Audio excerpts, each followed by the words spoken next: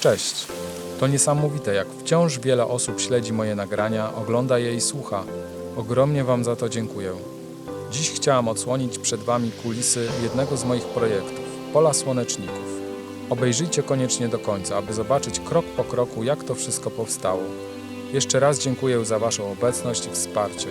Mam nadzieję, że wkrótce będę mógł zaprezentować Wam kolejne wyjątkowe projekty.